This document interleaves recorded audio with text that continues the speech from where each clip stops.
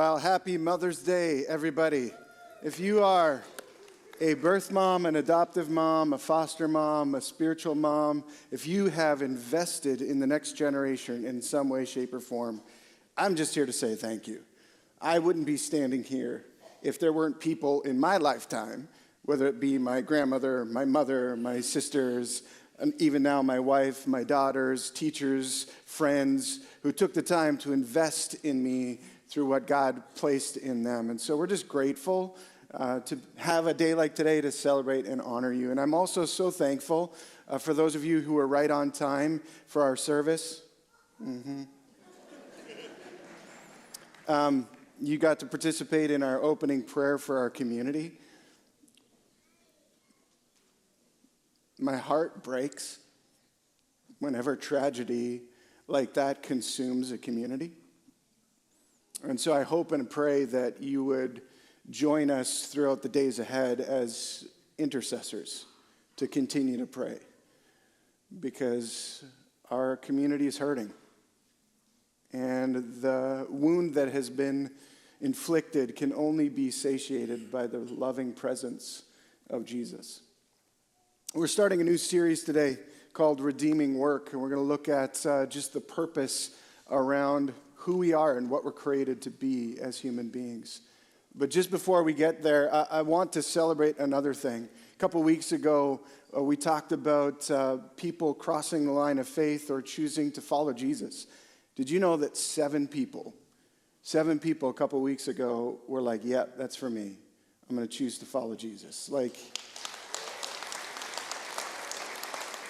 We're celebrating that not just because people are following Jesus, but it speaks to God being at work in our lives and even through our lives. And that's the whole purpose of why we gather. We want to encounter God. We want to experience a little bit about who he is. And I'm just grateful when God moves in so many different ways. And we need him to move in a whole lot more. I get that. But he's still moving in the midst of us waiting for him to continue to move. And we're thankful. Like I said, we're starting this new series. It's going to be a 4-parter talking about the purpose or the origin of work and what that's all about. I've got a question for you. Have you been ever asked this question at some point in time in your life? Hey, what do you do for a living?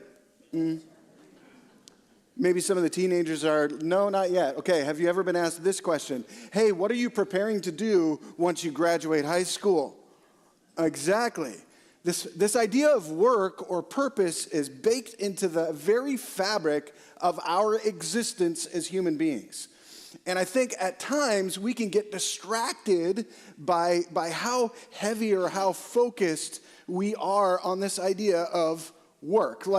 We've got one of our kids in university, and as she's studying for that, she's thinking about, okay, can I have a career that will care for myself and for my family if I have one day and be okay? Will my work be enough to cover what I hope to do and be in the future?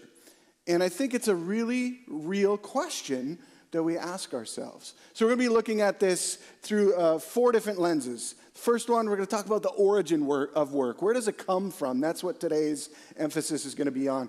The second one is going to be around the purpose of work. So what can we understand about work now that we know where it comes from? The third one is going to be all about the pitfalls of work. What things do we need to avoid as we embrace this concept and this idea of work and what it's all about? And lastly, what does it look like to flourish at work? This is a series for you, even if you're retired and you're like, I don't work anymore, I'm good. No. Work is synonymous with purpose. And we're going to see that through a biblical Christ-like lens here today. If you've got a Bible, I want to invite you to open it up to the very first page of Scripture. Not the page of the publisher, not the page that this Bible was presented to you by this person. The very first page of Scripture. So we're looking at Genesis chapter 1, verse 1. This is what it says right on screen. In the beginning, God created the heavens and the earth. Anybody heard that verse before? Very familiar text. Here's what it tells us. 2 things about work that are important for us to know. First thing is this. Work is created. Work is created. Now, if I asked you to give me a single word to describe the outset of the formation of our world, what it felt like in that moment, what word would you use? I know none of us were there, so it's a little bit of stretch of our imagination. What would have the world felt like at its outset, its inception? What would have felt like? Anybody having a guess? Basic?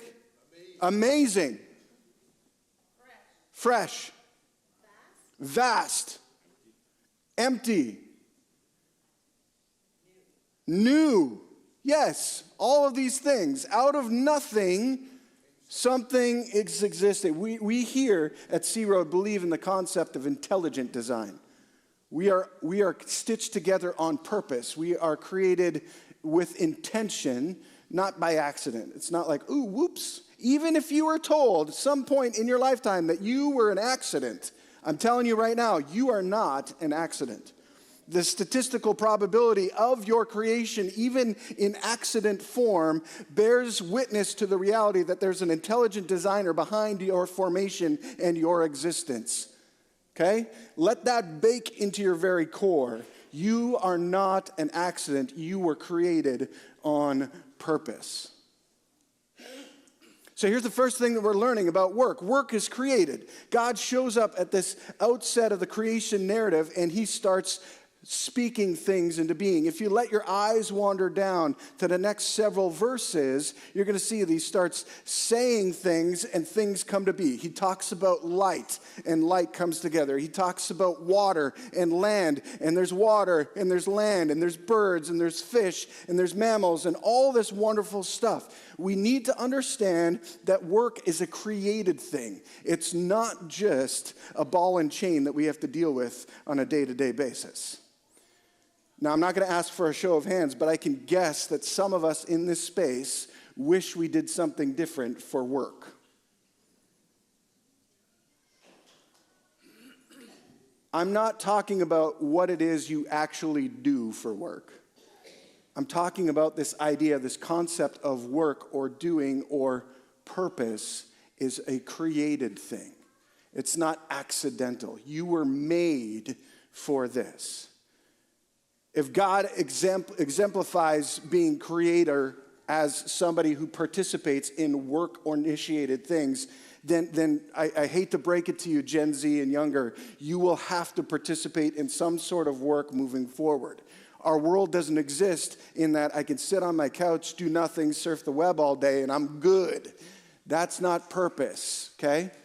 That's not purpose. You were created for more than just consuming what's right in front of you. You were made for something special. Work is created. There's another thing that we need to know about work. At the beginning of the world, work is good. Yeah, I know. Work is good. You're like, Jason, I go back to work on Monday. Work ain't good. Or I go to work tonight. Work is good because here's what. Here's what we know about the creator, the intelligent designer. We know that his character is perfect and good. In him, there is no wrong thing. So therefore, at the beginning of the world, if he has created this idea of work, that means that work must also be good in and of itself. It is not the root of evil.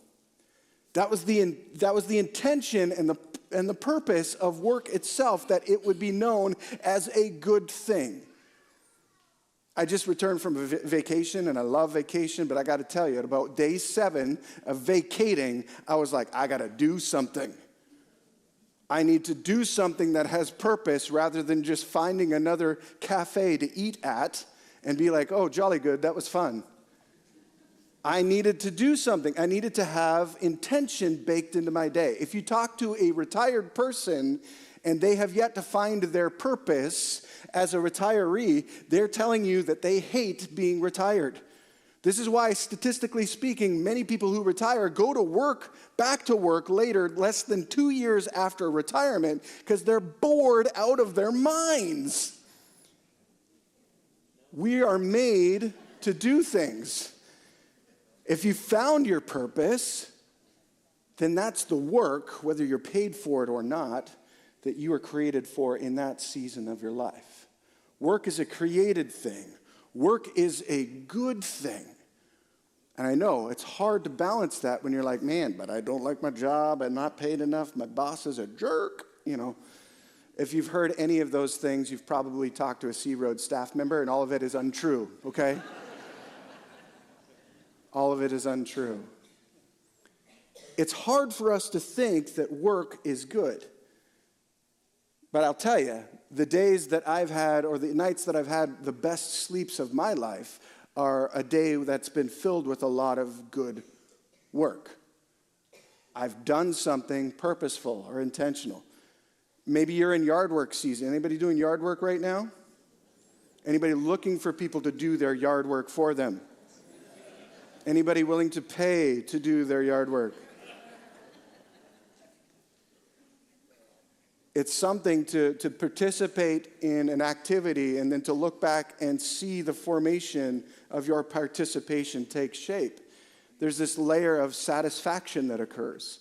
If you cook a meal, you bring all the ingredients together and you're consuming the meal, and it's not too hot, it's not too cold, it's not too spicy, it's not too salty, it's just right, it is very good, it's satiating to your soul, your physical anatomy, your spiritual anatomy. Work is created, but work is also good. We cannot spend the entirety of our lifetime trying to avoid work. We were made and created to work. If you don't believe me, let's venture into Scripture a little bit further. Let's go back to Genesis chapter 1, verses 26 to 30. Here's what they say. Then God said, "Let us make human beings in our image to be like us. They will reign over the fish of the sea, the birds in the sky, the livestock, all the wild animals on the earth, and the small animals that scurry along the ground." So God created human beings in his own image. In the image of God, he created them. Male and female, he created them. Then God blessed them and said, "Be fruitful and multiply, fill the earth and govern it. Reign over the fish in the sea, the birds in the sky, and all the animals that scurry along the ground." Then God said, "Look, I have given you every seed-bearing plant throughout the earth, and all the fruit trees for your food. And I have given every green plant as food for all the wild animals and the birds in the sky and the small animals that scurry along the ground, everything that has life." And that is what happened. So we get this idea in this picture that work is created, work is good, and then God creates human beings. So he's created work, he participates in work, it is a good thing, and then he creates human beings in his own image and gives them tasks and responsibilities and, dare I say, work or purpose in order to take care of what has been created. This is like if you are a parent or a grandparent and you have a checklist item of things that your kids or your grandkids need to do before they get ready for school or ready for a vacation or whatever it might be. This is the itemized list you put together. Some of those things might include brush your teeth. Some of you have to talk to your middle schoolers. They don't do that one really well. Brush their teeth, okay? Brush their teeth. Maybe they have to change their clothes out of their pajamas. Some of our kids need reminders to put on clothes. Yes? It happens all over the place, even in our broader culture. Put on some clothes, okay? Really good stuff. It might mean like get breakfast into your belly so you're not a hangry bear, right? We have these items and things that we expect our kids, our grandkids, or even one another to do, to participate in, to get ready for what's coming. God gives us this same exact list here in this section of text. What does he give us? Tell me, what does he talk about? Say it nice and loud and proud. I'm getting deaf as I get older. Yes. What else? Be fruitful and multiply. It's right up there. Like if you need to cheat, just look at the verses. They're right there. Okay? What else? Be productive. Yes. He talks about food. What does he say about food?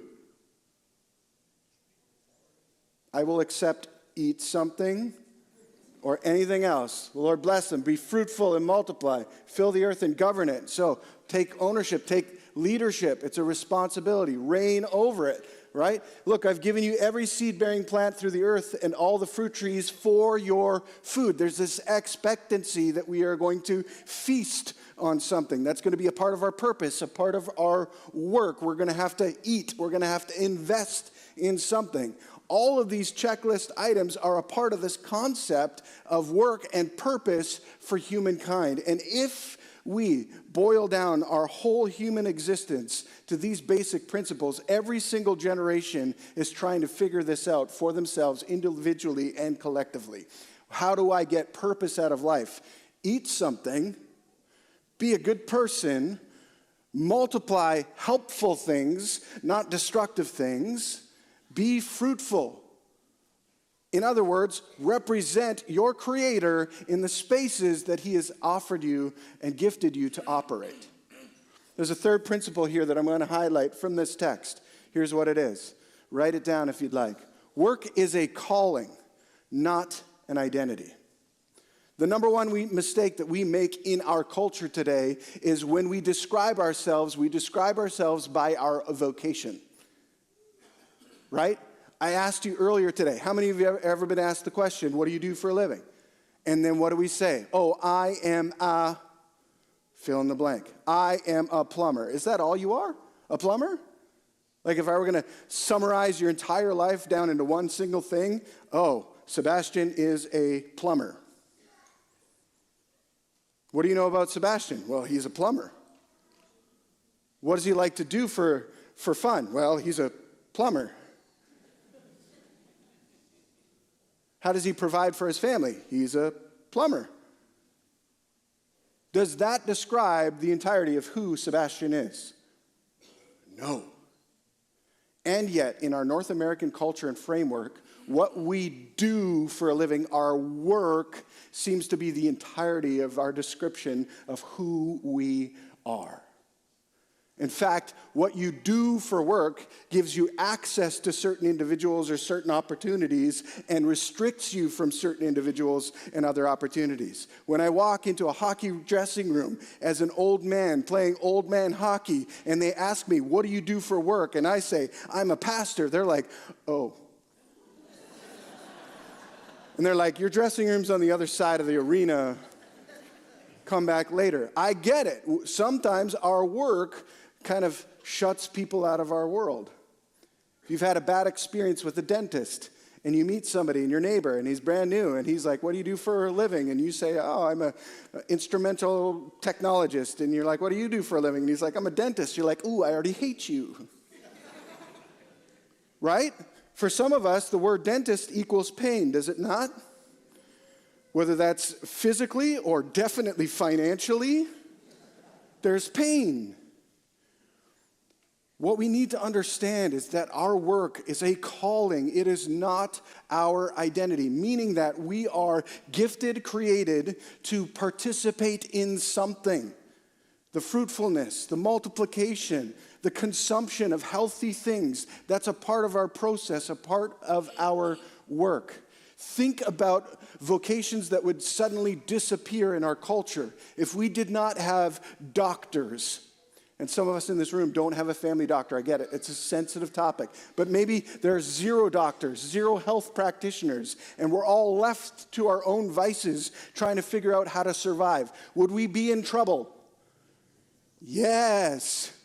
You don't believe me? Try going off-grid and living that way for over a decade and see if you are better health-wise than whether or not you have health professionals walking with you.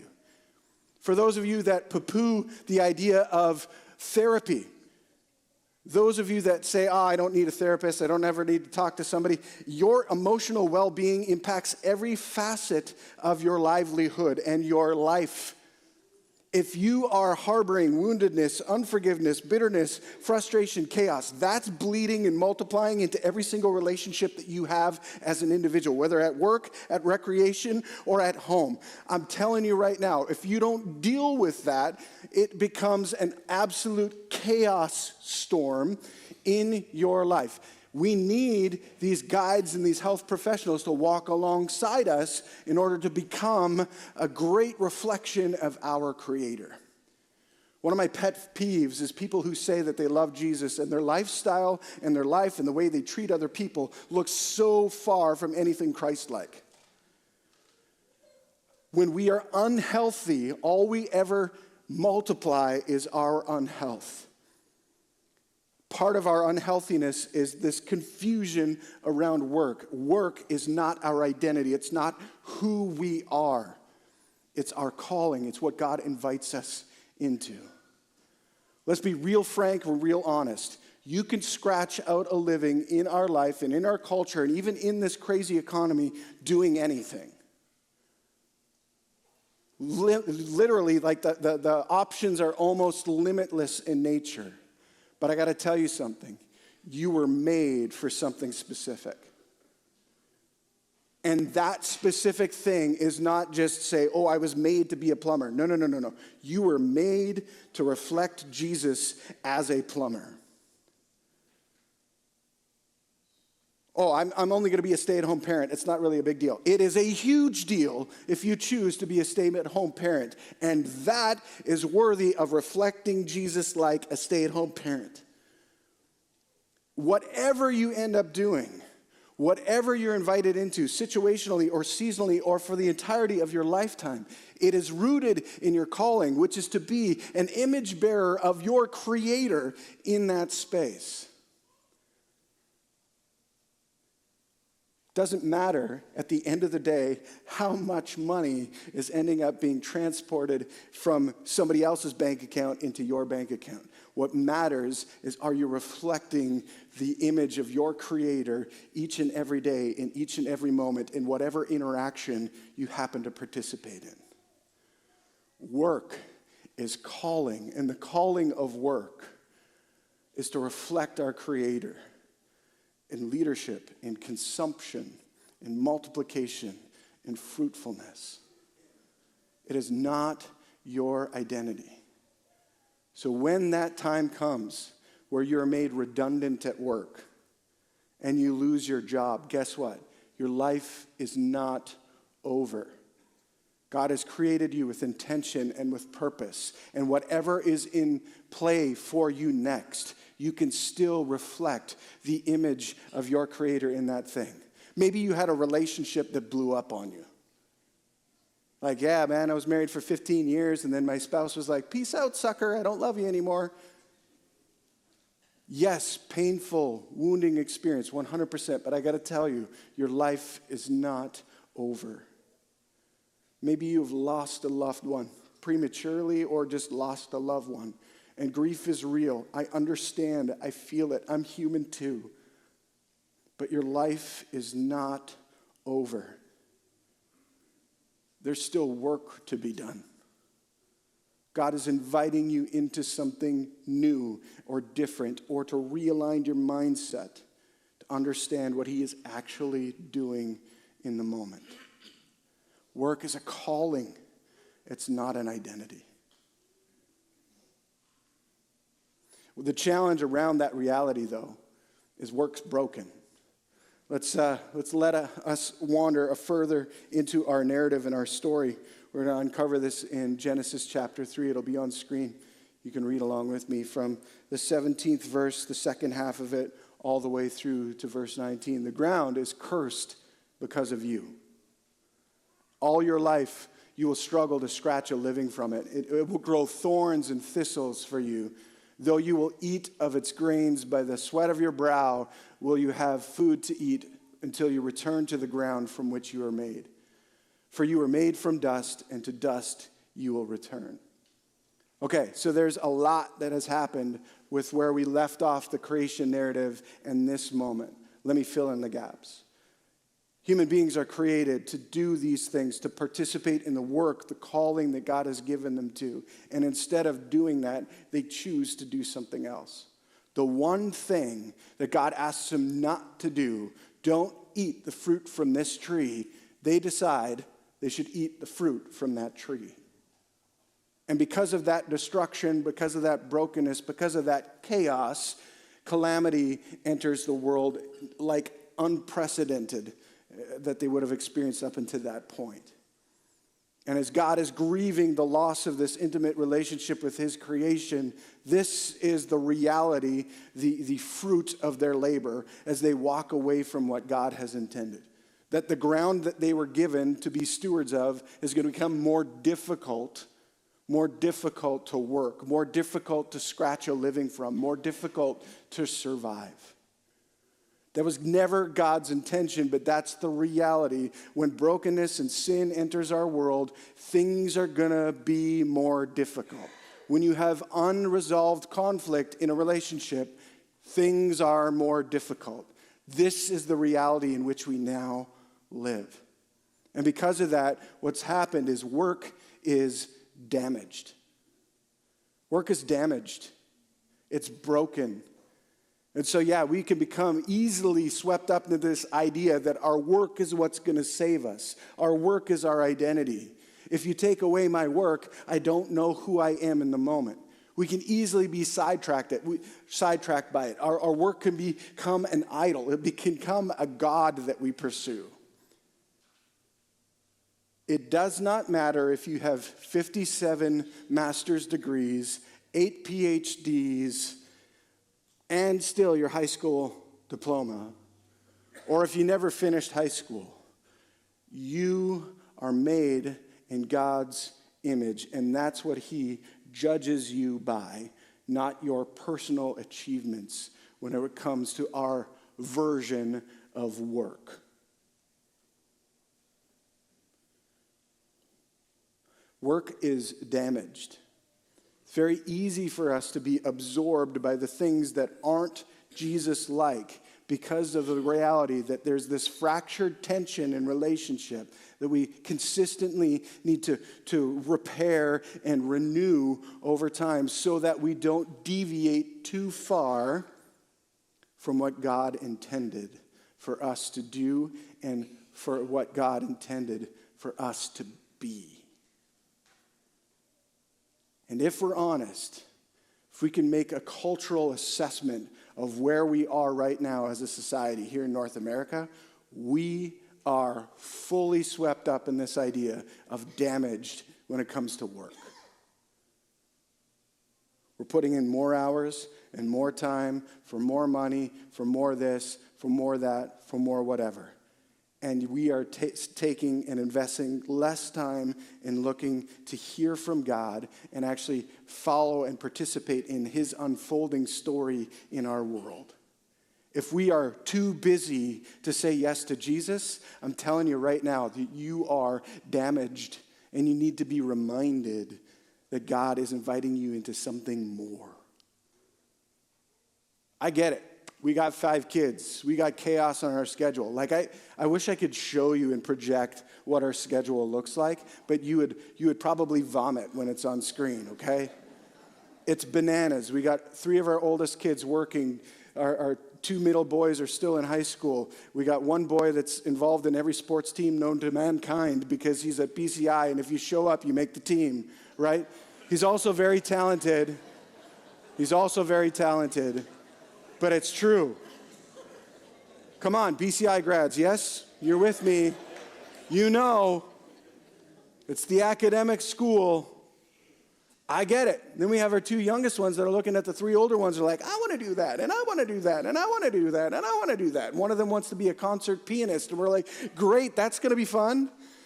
Let's add that to the mix.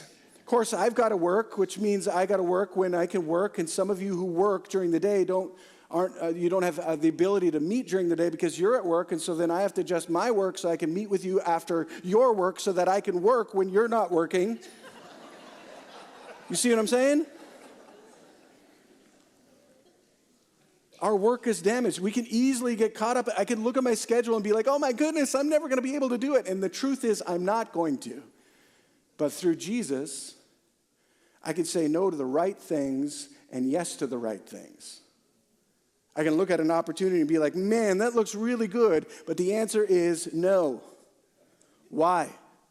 Because it doesn't align with God's purpose of work for me. If you are unavailable to be hospitable to your neighbor, I'm telling you right now, you are out of bounds. You're living in a damaged framework, not a Christ-like integrated framework. Our work is damaged. Work is meant for us to be done with God, not apart from him. The biggest takeaway and the lesson that we're learning from this creation narrative, God created work. He instituted it. It was good. It's been damaged, and it's never been something that he's expected us to do without him. Never. Which is crazy, because as our kids grow, we expect them to do things without us. Tie your own shoes, yes? Am I right? Come on. Some of you have people in your household that don't tie their own shoes. Clean up after yourself. Is that one you use? Do your own dishes. Do your own laundry. Yeah? No? See, the thing on the laundry, here's my pro tip on the laundry. Shrink one of your wife's sweaters more than once. You never have to do laundry again. It's like, I'm joking. I actually do a lot of laundry at our house. It's always happening. We're never meant to participate in work. In other words, we're never meant to live out of our identity without Jesus. And if you're experiencing unhealthy tension in your work framework, I'm going to suggest to you that maybe it's because you've never invited or recognized that Jesus wants to do it with you. He wants to help you solve that problem that's haunting you and giving you anxiety and making you not sleep at night. He wants to give you wisdom when you have to discern between really good, healthy options. Do I do this or this or this? He wants to give you his perspective. And sometimes his perspective is going to be like, hey, that's great. Why don't you pick? And then you'll be like, whoa, what do I do? The truth is this: all of us are broken and damaged in some way. But our brokenness and our damage is not beyond God's ability to repair. Come on. Our brokenness and our damage is not beyond God's ability to repair. He wants to do this with you, not apart from you. He does not want you to struggle on your own. He does not want you to suffer in silence. He does not want you to experience pain and carry it all by yourself. He is right there with you. I'm telling you, just start inviting him in. God, I can't handle this grief. Invite Jesus into the space. God, I don't know what to do about work. Invite Jesus into the space. God, I don't know what about this dream that I've had for forever that's never coming to fruition, it seems. What do I do? Invite him into the dreaming stage and then listen to what he says and then have the courage to follow through on the invitation he puts before you. Sometimes he's going to invite you to reshift or realign your dream and give you a better dream that fits you way more than anything that you could possibly conceive on your own. Sometimes he's going to take that woundedness inside of you, he'll journey in it with you, and then he's going to work through you to help somebody else who's experienced tragedy and pain that only you can identify with because you have experienced it for yourself. You are God's image bearer. He deploys all of us where he wants us to be, not because he's frustrated with us, not because he loves some of us more than he loves others, but because it's the best spot for us to be so we can know him more and help other people discover who he is. In other words, we can love God and love other people. And we're never, ever, ever meant to do it on our own. It's okay to feel alone. It's okay to experience loneliness. It's okay to be overwhelmed by the state of our world, the state of our lives, the state of our culture. All of those things are okay. And yet, none of that is beyond God's ability to repair and restore and renew. Maybe we need to be reminded of a little bit of hope today. Dare I say it, maybe we need to have our concept of work redeemed today. God is active. God is alive. God is moving. God is inviting you and me to partner with what he is doing right around us. Think of it like this. God is asking us to live as people of the garden, not people of the wilderness. As people of the garden, not people of the wilderness. Here's 4 things to help us keep that in mind. Here's the first one. I've been created for purpose. Way too many of us think that our lives don't matter. That is a lie. Your life has purpose. God has created you with intention, with wonder, with creativity. You have purpose. If you don't know what it is, talk to Jesus about it. Ask him, what have you made me for? There's some big wide gap mile marker things, like I've been made to love God and love other people. Perfect. But what does that specifically look like for me? And he will guide you into that space. Here's the second one. Work doesn't define me, but it's a part of my purpose. Work doesn't define me, but it's a part of my purpose. Your job, your vocation, your chosen trajectory isn't who you are, but it's a part of your unfolding story, your purpose that God is guiding you towards. Don't lose sight of it. Ask him to realign it, to reshift it, to make it grow in you differently if you've lost sight of it. Here's the third one. Work is an invitation to partner with Jesus. It's an invitation to partner with Jesus. You are not expected to do it all on your own. And here's the last one. My vision of work may be damaged, but it can be healed by Jesus. Nothing is too broken for the power of Jesus to redeem and restore. No one is too broken for God to not see value and worth and hope inside of. We are God's image bearers. We are made for more. We want to give you a reminder of what this looks like in a real practical way. Hopefully within the next couple of weeks, if the weather cooperates, we're going to have the opportunity to plant gardens or plant flowers or whatever we do in the space and the area that he's given us, whether that's a potted plant structure or something outdoors. And so we have stitched together these lovely let love grow packs filled with seeds, in particular to celebrate moms, but also to serve as a reminder of we want to be people of the garden, not people of the wilderness, where things grow and develop and come to maturation because of Jesus. And so we want to invite you to pick one of these up at the end of the service. You're going to see them out in the boulevard area. For those online, if you kind of write into us and say, hey, I'm watching online, could I come by and pick some up? Yep, you can do that. We'll try to mail seeds to you, but I'm pretty sure they're going to be intercepted in the mail. So I've been told. Anybody have anything intercepted in the mail before? It happens. And when you plant these and when they start to grow, may they be a visual reminder that God is inviting you to walk with him in a garden framework and a garden mindset, not in a wilderness one. Essentially, God is inviting you to remember that he is with you wherever you go, and you don't have to figure it out on your own. You don't have to wander around aimlessly, not knowing your left from right, up from down. Jesus is the guide you've been waiting for. I'm real hopeful over the duration of this series that God will speak to us, renew us, and restore us, and guide us individually and collectively to understand that his redeeming work is all that we need. Let's pray. Jesus, I'm so grateful for your presence. I'm grateful for how you have made us.